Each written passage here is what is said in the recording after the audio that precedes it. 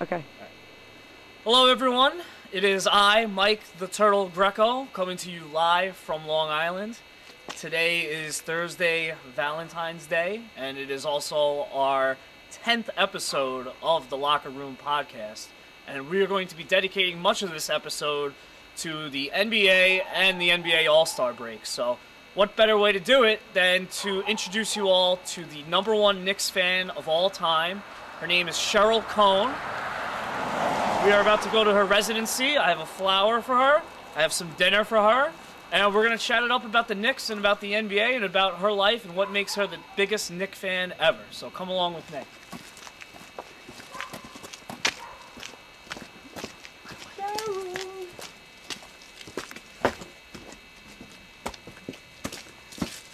Watch yourself.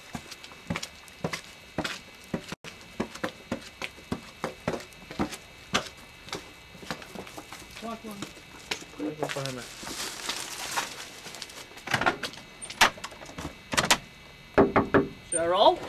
Hi, Mike. Come on in. Sheryl, thank you very much for having us. Welcome to the show. This is my camera lady, Emily. Hi, Emily. This is for you. Happy Valentine's Day. Thank you very much. Welcome to the Come on unofficial in. New York Knicks Museum. The unofficial or the official? No, unofficial. Unofficial. Okay. I wish it was official. So right off the bat, we have, who's 41? Glenn Rice. Glenn Rice. Tell us about this. Okay, Friday the 13th of 2001 was not an unlucky day. It was my lucky day because I got to be general manager of the New York Knicks for a day. Wow. They picked me up in a limo. Go ahead. Get in there. Here we are. I'm sitting behind Scott Layden's desk. He was the general manager at the time. My secretary connected me with the general manager of the Lakers, and we were engineering a trade to get Shaq to come to New York. I wish that would have happened. It didn't happen, but they did win the game under my one-day general managership. Perfect. They put me up in a beautiful the Regency Hotel for a weekend. Wow. And it was, as I said, my dream came true. It was picked up by all the newspapers.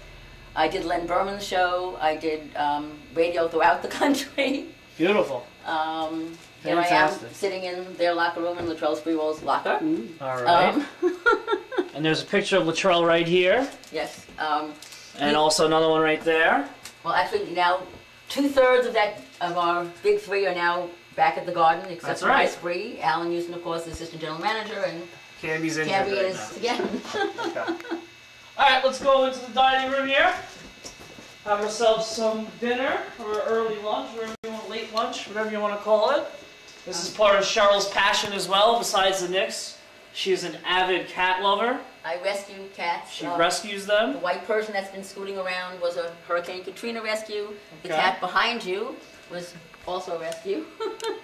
We're going to meet a bunch of cats today. Yeah, so hopefully you're not afraid of them nor allergic to them because they will poke out when you least expect it. So folks, if you're not a Knicks lover, but you're a cat lover, also stay tuned, because this interview is going to cover it all. Oh, here she comes. There goes one right there. Beautiful. Beautiful, beautiful. Lovely house. Now, we're going to eat. Click. All right. Dinner was done. It was delicious.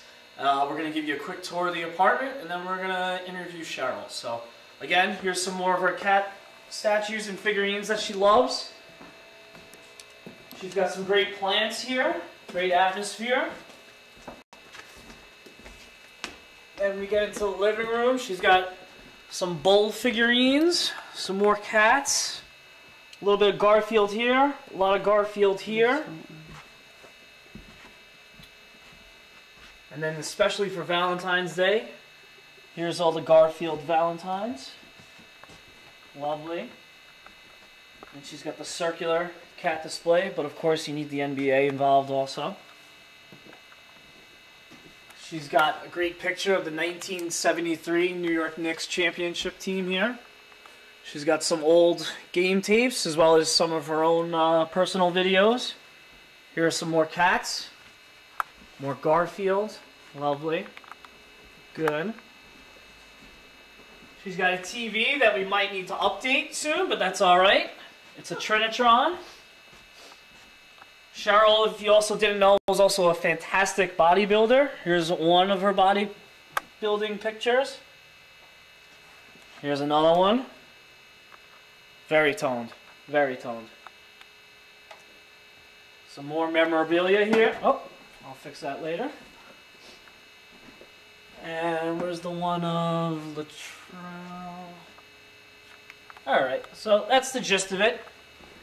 Now we're going to interview the great lady and get to know her a little bit more. Sheryl, thank you once again. You're very welcome. My pleasure.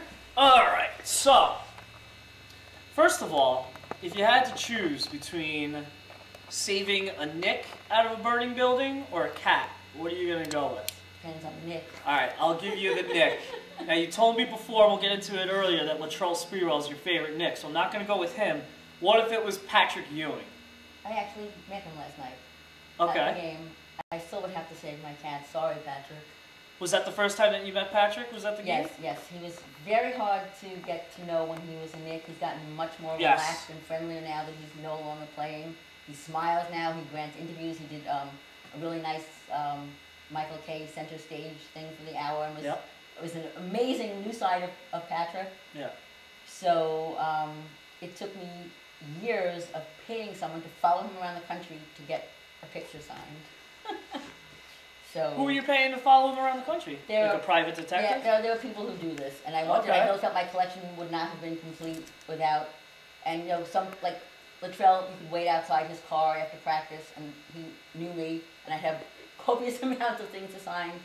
You know, he would never say no. You could, meet him after a game, and he would sign stuff. Yeah. I mean, I think he got tired after his Knicks career of writing to Sheryl. So, some players, I've never been.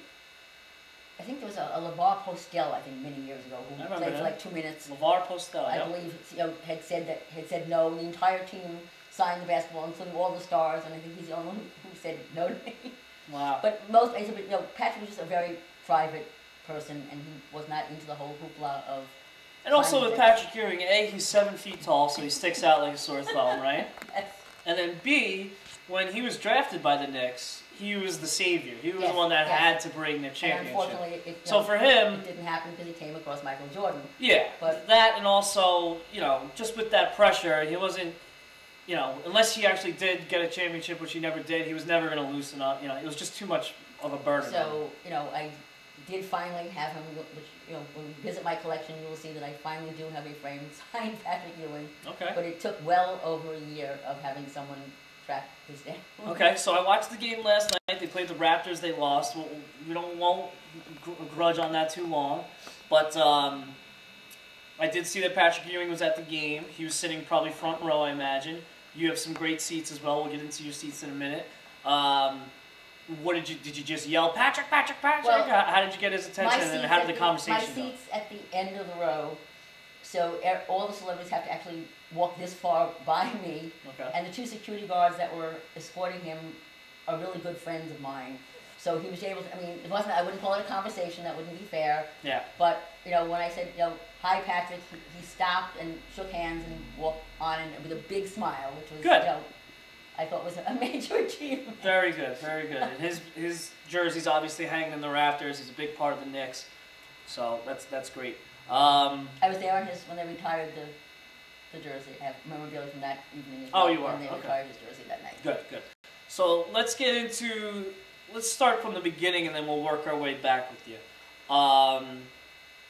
Where did you grow up? On Long Island or in the city? Born in the Bronx. Born in the Bronx. Actually grown up in Plainview, Long Island. Okay. So you grew up in Long Island, and during your early years, was that the 50s, 60s-ish? Yeah. Without revealing, without dating? Yes. Okay. And when was your first Knick game? Do you remember your first ever Knick game? It was, the garden this current garden opened in '68, and I was dating a fellow who's now a Miami Heat fan. Oh boy. Because he moved to Miami. Okay. Who was also into basketball. He managed my high school basketball team, which was a championship team. I never missed one of those games either all my way through high school. Okay. He was the team manager. And then, we were dating, so we both had that in common. The new garden opened in '68 when we were graduating. Well, actually, I was graduating high school. He was already graduated. 1968. And okay. so I wouldn't say we didn't go to every game, but we would go to game. That's how it started, and we enjoyed it very much. Okay. All right. I want you to cut the thing. All right. So 1968 was your first Knick game. tell us about the 1970 season, because I was born in 1985. I've never experienced the championship. You have. 1970, how old were you at the time? Generally, again, you don't have to give me specifics. I was in college. Okay. So you were in college, 1970, and do you remember the starting five of that team? I have it somewhere. But We got Reed and Frazier, DeBusschere, Bradley. Who was the fifth? It wasn't Russell. Was it Barnett? No. Barnett, yes. Barnett. Yes. Okay. I'll show you some of that in my room too. Okay. But did you go to all the playoff games? No, the tickets were impossible to get. I said we were college kids on a very strict budget. Even forgetting what the prices are now, but for college kids, it was not affordable. So it was not something. Plus they're offered, of course, to the season ticket holders first, and there was no StubHub or tickets now. People really didn't even resell them in any legal way, and we had no opportunity, unfortunately, to get them. So you were able to watch it on TV at least? We could watch it on TV. Read about it in the sports pages, and So unfortunately, no, I can't. Everybody says they were there when Willis Reed came limping out. That was 1970, right? I mean, I'm saying everybody claims the Garden only holds 19,700 people. 50 million people claim to have been at that game. So no, I was not at that game. I certainly would have loved to have been. It just wasn't possible for poor college kids at that time. Okay, and then 1973. Still in college. Still in college. Any memories specifically from that? Were you at a bar when you were watching those games? No, I mean, I did drink then, but I was in college after all. Sure. But, no, I mean, we watched them at home. Okay. I mean, I'd love to lie and say that I was always, I said we were still struggling paying college loans and college tuition and working part-time at night to get through college. Yeah. So, no, we did not. So, 2 championships, 3 years. You got to be thinking, this is great. It's going to be beautiful the rest of my life. I'm going to be rooting for these teams, and every now and then they're going to be winning championships. And here we are, 40 years later, still searching for the next one. I just want to live long enough to experience one more where I really will be there, because now I'm a season ticket holder and I will get playoff tickets, and I will be there. So I would love to actually, in my lifetime, be there for them to do that. Now, we'll get into the one time that you did miss a game, but before that, you went to every Knicks game since, what, 1980 or what? I really never kept, I didn't know this was ever going to happen. Well, when you became a season ticket holder? Well, I said I can't really talk about how that happened. Okay. It was in the 80s, and so I became a season ticket holder. Let's say, safe to say, 1990 to present day, you were at every single home game, right? Yes, except, like I said, I missed the Laker game because I went to see the Stones, and I missed one preseason game. I'm not going to hold that against you. It's just preseason. I would have lost my job had I not shown up that evening where I was supposed to be, because I kept missing these things to go to Knicks games, and my boss finally realized that I couldn't possibly be sick all these coincidental nickname nights, and he said if I really didn't show up for that night, and if it was preseason, I would really be in trouble. Yeah. So I have missed one preseason game, and then unfortunately the Laker game this season to go to the Stones concert. Ever since 1990, ladies and gentlemen, 1990. Wow. We're going chronology. The 80s, Knicks teams, mainly Bernard King, a little bit of Patrick Ewing, kind of a dark, they didn't really do much.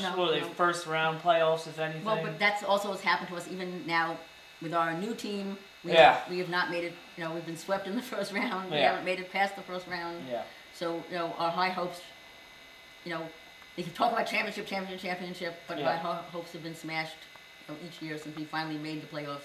But the 80s Knicks team is really defined by Bernard King. Yes, do you have any stories about Bernard King? Have you met him? Just one, yes. Okay. I have met him, and like I said, I have kind of like a little entourage that follows me around with a camera and does photograph my outfits and my goings on at the garden. So this is nothing for you. So I came with my entourage, and I went up to Bernard, and he said, like, who are you? I mean, like, because I really had, and you had more people following you than he did. So, I can't say that, but I was the only person who was really with an entourage with camera people and other, my hangers on there. So he said to me that he wanted me, which I haven't done, to set up some kind of an online petition. He wants his jersey retired at the Garden. Oh. He feels terrible that it isn't, considering that he is a local, New York City product. And, Wow. his consecutive 50-point games and whatever. I didn't realize He really feels hurt. It's probably because he wasn't a Knick for that long, right? I don't even know what the criteria are for doing retirement. I mean, he wasn't a Knick all that long, but he is hurt. I know that he was also hurt because he's not in the Hall of Fame either, and a lot of people think that he should be. Coming to Knicks games, he's been doing some little promo spots on the Jumbotron. Yeah. So I mean, it's not like he's not angry. Yeah. No, he was doing the game last night. He was telecasting the game last night. So he was there. He was there. He's been to a number of them actually. Okay. But a very nice guy. But he did confide in me that he really wanted me to do something about it, and I didn't. Maybe we could do that. You have a bigger sounds like a project. You have a bigger audience than I do. I like it. But I think that'd be fun. All right, so now we're in 90s Knicks. Now, this is what I grew up on. I was 1992. I was 7 years old. That's when I know, I don't want to date ourselves, but that's when I was all in. And those are some of the best moments of my childhood. Unfortunately, there was a player at the time who was turning 50 on Sunday, if you can believe that. Really? That I did not know. Yeah, he's turning 50 on Sunday. They're doing this big thing on ESPN. Oh, I'm sure. Now, I remember I was pretty much in elementary school, and all he could do, everyone knows, he was the best, and I hated him. But then as time went along, as much as I hated him, I had to respect how good he is. It's like, I don't know how else to describe it, but you can't hate on someone that's that good and that charming, and he's got the shoes and the Gatorade and Space Jam and all that stuff. So, what are your thoughts on Jordan? Did you despise him? Did you want to kidnap him before games? At the time, I won't use despise, disliked him intensely. Yes. Because, as they say in life, everything is timing. Unfortunately, when we had that really good Patrick Ewing team, it was against a really good Michael Jordan team. Yeah. So it didn't happen. Yeah. So I resented him for years for doing that to me and my team.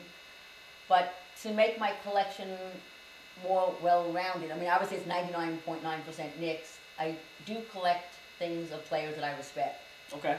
So I do have a signed Jordan jersey and a signed Jordan lithograph that is numbered with the whole, And that's smart, because as much as the Knicks history, you can't mention the Knicks in the 90s without mentioning Jordan. So I have some Magic Johnson things because again, I dislike the Showtime Lakers, but I respected, him as a player. So I have Alonzo Mourning, not clutching Jeff Van Gundy's leg, but I have some, of his signed things. So I mean, as I matured, I have started to have one or two items from players that I respect their game that I did add to my collection. Yeah. Well, just for the official, she respects Alonzo Mourning. I do not. Do you have any Reggie Miller stuff? No, but good. Of course, I hated him. What did he have? 7 points in 2 seconds? He's a villain.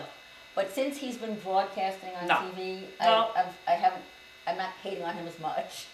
Cheryl, if you're gonna bleed orange and blue, you have to hate Reggie Miller. No, I know, but he's doing a nice job broadcasting, so my hate has diminished somewhat. Have you ever seen Reggie Miller at a Knick game, like when he's doing his broadcasting? No, I really haven't, and I don't have any of his. I mean, because if I see him, I'm gonna try to get as close to him as possible and give him a piece of my mind. So no, I don't have any of his memorabilia. Okay. So yeah, the '90s, Jordan was dominating, then Jordan does the retirement thing, the first or second. Yeah, the first time, and that's how we get to the finals. Tell us about that journey, the 1994 season.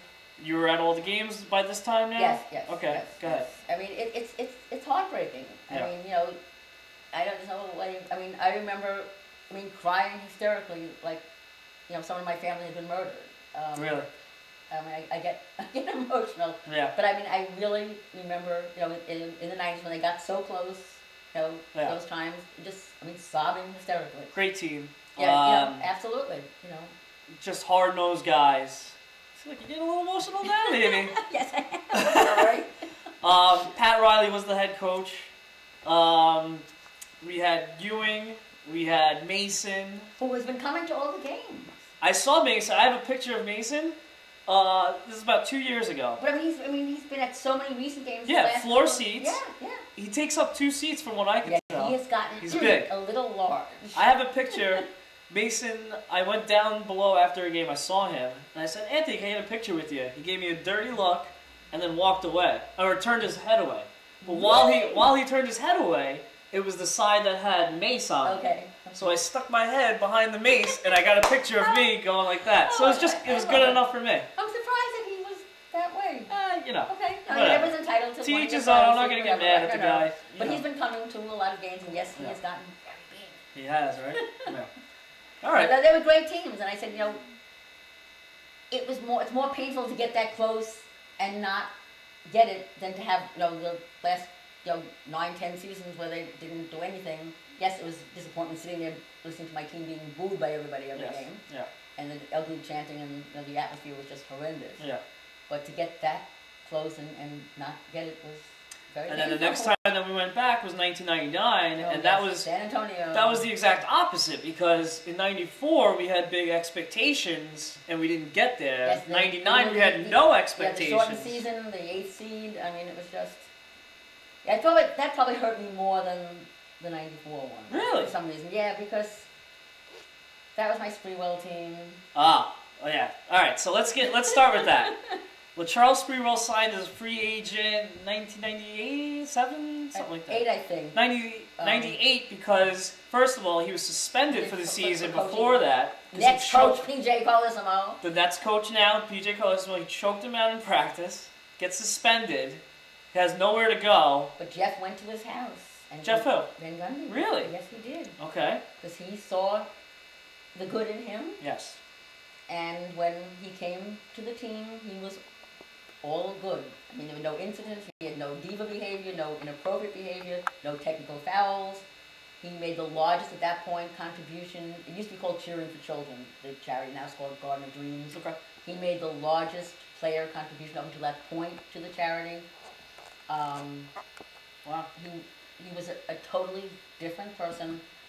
I'm not defending the choking, but I have worked for bosses that I would have liked to have done the same thing to. If I wasn't 100 pounds and 5'2", I would have done if I was a larger guy. Okay. So I'm not defending it, but I sure can understand it. I mean, from what I have heard about it, can't we all? He really, was a very difficult coach, and he kept riding him and riding him and riding him until he reached that breaking point. So again, I'm not defending it, but I understand it. When they first signed him, do you remember being excited, or you just kind of didn't care? It was just another guy at the time, and you said, let's see how it works? I remember him from Alabama. I do watch a lot of college where I do my scouting. Okay. I can't believe Kentucky lost Noel. Oh, I yeah. watched that game when he went down. He's out for the season. He's a 7-footer. He'll be back. It's no, okay. I know, but I said, so I mean, I watch college games and pick out players, so I mean, I liked him in Alabama. Not that I followed, Golden State, but I mean, I'd watch the Golden State games when, So, I mean, he was in my radar. I can't say that, I loved him as much as when he became a Knick. But there's just, you can't define chemistry. It's Valentine's Day. I don't know what it is. Okay. It just... So let's talk about it some more then. The first time you met Latrell Sprewell, what was it, after a game? Yes. You were just looking for autographs? Because I am kind of a fixture. I'm like the female Spike Lee without his money. Yes, because we're going to get into... Cheryl wears a lot of very Knick-themed outfits from top to bottom, and we're going to go over her wardrobe in a little while, but she does tend to stick out at these Knick games, more than anyone. I'm very friendly with most of the employees, from the concession people to the restroom attendants to the security guards. You respect the organization. This is what makes you the best fan. And, they'll come and we chat, so I mean, they hire some really nice people that work there. Okay. So I got quite friendly with one of the, since I do a lot of shopping, with one of the ladies that worked at the Knicks store in the garden. Okay. And her husband also works, for the Knicks in some capacity, and she was able to get me after game passes. In order to hang out, they chase you right out at the games. Sure. You need to wear this after game pass to be able to hang out to meet the players. So she was able to get me those on some occasions. Okay. So Latrell comes out. He sees you bedazzled in Knicks gear. Not just Knicks gear, but Latrell gear, and had my hair braided in cornrows to match his. She had it. We gotta see if there's any pictures of that. I was actually looking for those to show them to you, and I have rooms full of full albums. Okay. I did not find them, but Right. it is the truth. They are there. I found a lady from West Africa to do it for me. So I was head to toe in custom-made Latrell's Sprewell gear. Did you have the shoes on at the time? Well, or those shoes weren't out yet? No, I have these high-heeled Knicks spike boots that were going for a different look. Okay. So, and these dresses that were made out of his jerseys by this woman in California who does them for me. I buy the jerseys, send them to her, and she makes these really very sexy, nice dresses for me. Okay, we're gonna see those too, I hope. I have my albums. Okay. So in any case, I said dress to toe in Latrell Couture with the braids and the whole bit, and he got a kick out of it. Plus, I said, he knew that he'd been signing all this stuff at his car because when they practiced before they had the new practice facility, they practiced at Coach's College. Yes. And there was no security because it's a college. So Yes. I knew where his car was. You could just stand there. And I said he would sign everything after every practice. Now it's like Fort Knox. You can't get near the place, so you can't do that anymore. Okay. So he got a kick out of it, and he even let me take pictures of him with his children. Wow. He was always very nice. The ending story about the Latrell thing, I mean, when he was traded, it was one of the darkest days of my life. That was another time when I cried hysterically. But I got the after-game passes when he was with the T-Wolves so I could see him again. Oh, okay. And I came to the game dressed, in head-to-toe Sprewell T-Wolves. Whoa! Outfit. Yes, I did.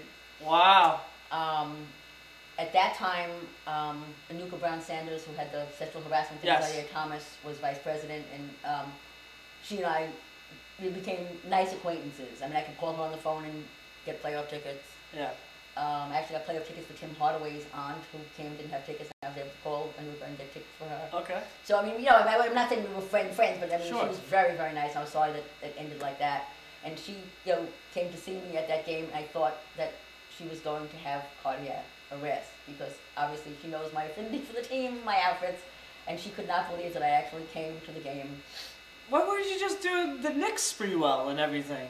Because I was so angry at the organization for trading him. Do you remember what they got for him? I don't think it was much. I don't know. I know he couldn't feed his family on $14 million, so he didn't take the second T-Wolves contract. Yeah. But now it's the only game I only did it for the one game. But you saw him afterwards, and he must have big hug. Yes. What happened? I mean, no, he's just. I can't say anything bad about him. I mean, I think he made some foolish decisions in terms of the choking and not accepting the T-Wolves contract. Yeah. But of all the Knicks that have ever came through the glorious Raptors, Clyde is real close. He's during, there. During those, the whole Clyde era, I mean, he was my favorite. I still adore him because I said he's my male reincarnation because of the way we dress. There's no other man who dresses like he does, and he looks great. There aren't too many women who dress like I do. And you look great. So, we have that in common. We're selecting our outfits. They do that nice feature now, Clyde's Closet, they do it each game, where they dissect each outfit. Yep. Someday I hope they do one on me. One of the employees actually came to me and said they were going to actually mull that around. But yeah, Latrell Sprewell's #1. Yeah, and Clyde is close. I mean, I adored Clyde until the Sprewell era. I mean, and I still love him. Okay. So. All right, cut it. All right. So, Latrell Sprewell, best Knick of all time. No, I'm not saying in terms of being the best player of all time. I really thought he was a great player, but I said you can't define chemistry. He's got the special place in your heart. He really does, and I mean, I think he played really well for the team and helped them get, to where they got that. He was great. Season. He was great. He always fed off the crowd more than anyone. Yes, he loved the crowd. Yes. All right, so let's go fast forward into today's Knicks. We got Carmelo Anthony, All-Star. Tyson Chandler, All-Star. We're second in the East, which hasn't been... 3 games behind Miami. 3 games behind Miami, and... First in Atlanta. First in the Atlantic. We haven't been like this in a long time, probably since the 94 season. Very excited. What are some of your favorite things about the Knicks that they're doing this season, and what are some of your least favorite things that you're seeing on the court? Tell us some on-court stuff. Okay, I mean, I liked that winning streak they had under Woodson. I think Woodson's a fabulous coach. I'm very, very glad they took away the interim label and that he is their coach. I think he's fair. He'll yell at Melo. He'll yell at Tyson. So that gives him the respect of the bench players and the other players on the team because he doesn't play favorites. Yep. So and you know, he is a, you know, he makes them run laps when they have too many turnovers. So you know, the team needed structure. You can't, you know, if they want to get, you know, where they want to get to, which is a championship in my lifetime. You're 100% right, because they had pretty much the same exact team under D'Antoni, and they weren't really getting much anywhere. And then Woodson took over, and boom. So I think Woodson's great, too. I think that's a strength. I really like that. They've sort of some slippage in recent games. Maybe they're just looking for the All-Star break to go to the Caribbean. I don't know. Yeah. But there's been some slippage that no one is happy about. I mean, obviously, especially Woodson. Yeah, yeah. So they're going to have to kind of refocus when they come back after, you know, Houston. Yeah. Now, when they first traded for Carmelo, I myself was excited, but I didn't think that he was still as good as he could be, because he didn't play defense. He's just a shooter. What are you seeing from Melo this year? Are you still a little shaky on him? No. I mean, I really wasn't a big Melo fan in his years in Denver. What changed my mind, even prior to him coming to the Knicks, I'm an Olympics fanatic, and I watch every sport, from the silly sports to, of course, obviously basketball. So I really watch 24/7 Olympics, winter and summer. So when he played for the Olympic team the last 2 times, I saw a different Melo. I really liked what Coach K brought out of him too. Yep. So I was definitely much more excited after seeing his 2 Olympic performances than I was when just, you know, watching him play for Denver, when I felt he was kind of selfish, and, you know, he wasn't one of my favorite players by any stretch of the imagination. So the 2 Olympics experiences changed my mind much more favorably. Yeah. Now, since you get all these behind-the-scene access that no one regular schmuck like me will get, of the current guys that are on the team right now, who's treating you the best? Who's the nicest to you? After the game, before the game? Okay, I haven't really... You haven't seen much yet? Haven't really much. I mean, it's not because they said since the renovations, they've really toughened everything up. Okay. We used to have access, as a season subscriber, we used to have access to them. Yeah. The last 2 years, they've cut that out. Because I feel like J.R. Smith and you would get along well, great. I said I do sit with his family, and I've gotten, you know, friendly with his parents, brothers, sisters. I met an uncle, met his daughters, a nephew. So, you know, I haven't met J.R. No? I met his brother Chris, okay. And his brother Demetrius. I mean, so I met the whole family. I have not met J.R. And they're the only ones out of the players' family that sits in the same section as you? Yeah, I don't know where they put the others. And see, they're from New Jersey, so it's not easy for them to get to the Garden. You know, many of the, you know, are not local products, so their families may fly in for a game or 2, but they're really not going to come to all 41 home games like the Smiths do. Yeah. Although they missed it when Chris was in the finals with Louisville. Really? They went to see Chris play, you know, at Louisville you know, for the March Madness last year, so they did miss one game. Okay. So we're even. We each missed one game. So I think at this point, and you shouldn't put this on because I don't want J.R. Smith's parents to get offended. They're not going to see it. Tyson Chandler is my favorite player. So too. I'm very concerned about Tyson Chandler right now. I think that he's hurt, or he's going to get hurt. Yeah, they said he is suffering from. They weren't even sure about him playing even the Toronto game. He has a bunch of. They're all banged up. I think that they should just rest him for 2 weeks, 3 weeks. They really need to do what Greg Popovich does with Tim Duncan, you know, and Tony Parker. Yeah, I know he gets fined $250,000 every time he does it, but he's the coach, and the league should not have any right telling the coach who they should bench and who they should play. I mean, I was furious about the league doing that. That was a couple months ago. You're usurping the coach's power. That's what the coach is paid to do, is to manage his minutes, manage his players. Yep. So I agree, but I mean, I just think, again, I also look at the player as a person.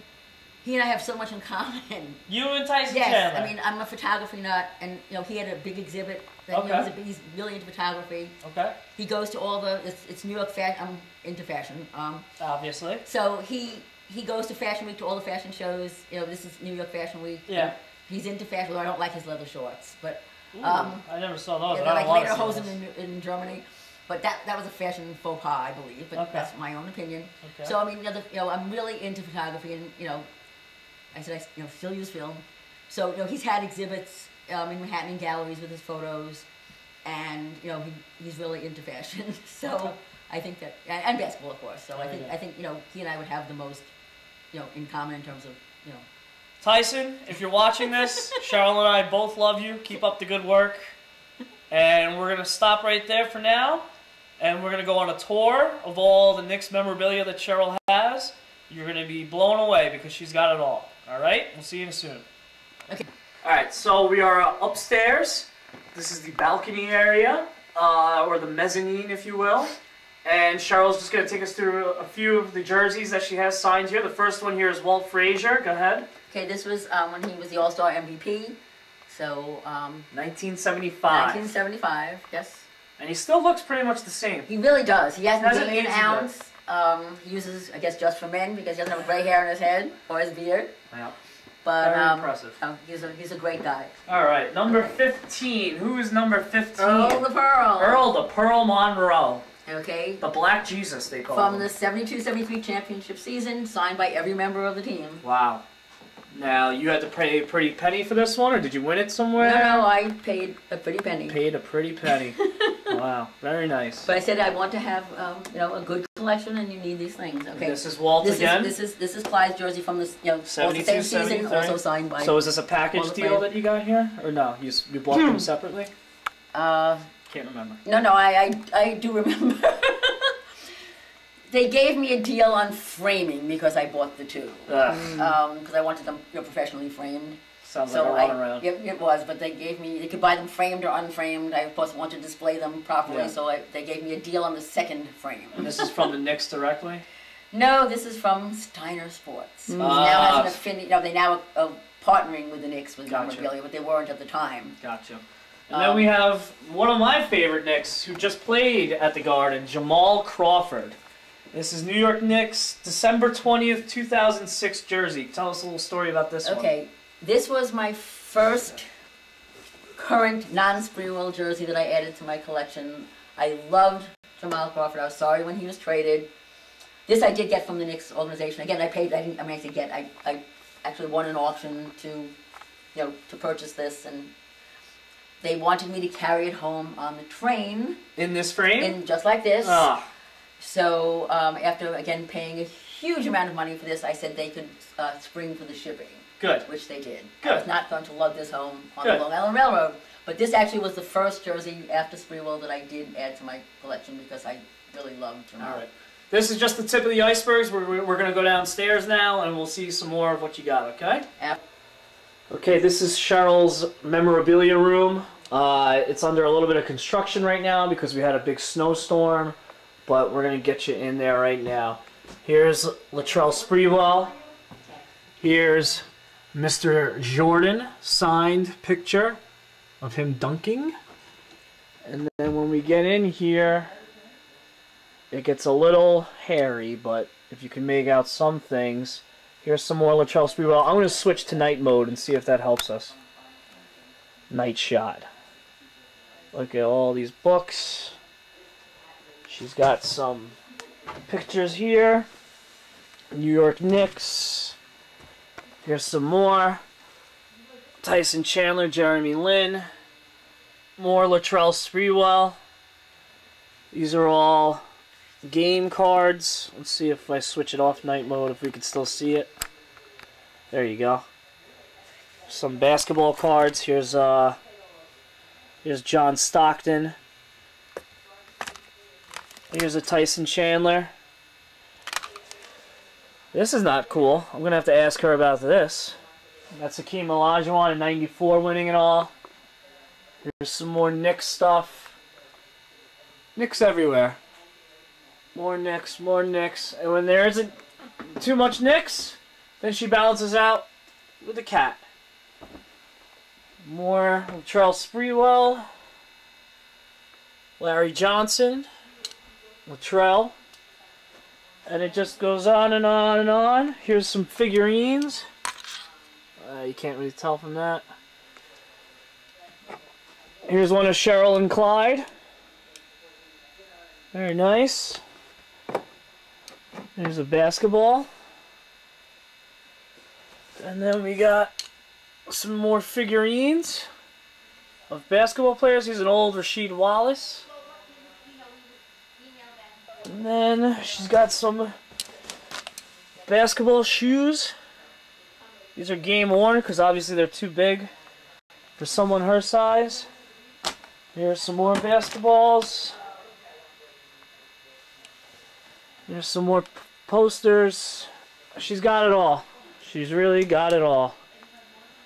I'm gonna stop filming now because this might get a little shaky. It's starting to get a little shaky. Here's some more of her with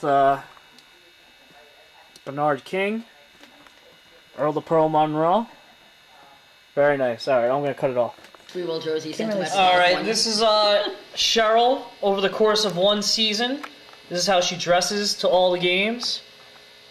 Very nice. And then here's a bigger version of it. Do you remember any of the games specifically, or is it just a big collage? I really don't. Gotcha. I don't remember which season this was. All right, so this is more of like a 60s vibe she's got going in this one. Tie-dye. A little bit more. Then she gets more casual with it. Oh, that one's very nice. It's almost like you're a cheerleader in that one. I have the two cheerleader outfits, by the way. You do have the cheerleader, yes, so she can be a New York City dancer if she wants to as well. When Scott Layden was general manager, he would send me the cheerleader outfits in the mail that they didn't wear anymore. You and Scott Layden got along pretty well. Really nice, yes. This is a gold Knicks one. Yes. Very nice. All right, let's get to some of the good ones. Whoa! Knicks belly button ring. Can you get in there? That is Sheryl with her Knicks belly button ring. This is one of the cheerleader outfits that looks like a cheerleading outfit. I said there was the spike heel boots I was telling you about that I wear with the Sprewell dresses. Oh yeah. But that's a cheerleader one that Scott Layden sent me. Very nice. There's more of the belly button. Who's this? Obama? Yes, Obama playing basketball. I was a big Obama supporter. Okay. I actually saw Jalen Rose. I saw Jalen Rose wearing those kicks. Wearing those. Oh, David Lee loved those. Every game, David Lee. David Lee was a great Knick. I love him. But he loved those boots. I went to see Jalen Rose and asked him where he got the shirt, so I was able to get the shirt. That's just me. The Sheryl Cohn jersey. That's a good one. Knicks shoelaces. Very nice. There she is. There's a close-up. That's what I like to see. I have all the Knicks earrings. I have several pairs. The Sprewell button. Yes, I have lots of. And then usually you have a little mascara on the eyelids, but not in that one. Depends on the game. Yeah. This one looks like it's taken a little bit longer ago. No, it's all the same season. Oh yeah. All the same season. So this is all just one season. Then I got tired of doing it, to be honest with you. Yeah. There's another one. Very nice. Yeah, that is also from Scott Layden, the top. Ah. I like it. I like it a lot. That's from the San Antonio finals. Yep. Very nice. Sprewell spinners. The Sprewell spinners. Let's get that one. They do spin. Spins when you walk. Yes, they do. Loves the spray. All right. Okay, I was telling Emily that this is done at MSG Studios. The Knicks actually did a video about me and my outfits. That's why it's got that green background. Oh, wow. You know about green backgrounds being in show business. Of course. So this is the outfit I wore. I had orange blue hair extensions put in. Nice. So that was my outfit for the video that from the video that they did with me at the studios. Cool. All right. Is there one more big one that we can do? I don't know. There it is. These are the shoes that I saw you wear. Or were they? Yeah. These are the ones I saw you wearing when I first met you. Well, I also have them with the home and away. I have them white with the orange and the blue and the orange for home and away. She keeps it fresh, ladies and gentlemen. Very nice. All right, and that's going to pretty much conclude it at this point. There's a pink one. Did you get that? Mm-hmm. All right. All right. Very nice. We have run out of time. It is Valentine's Day. We both have some things we probably need to do.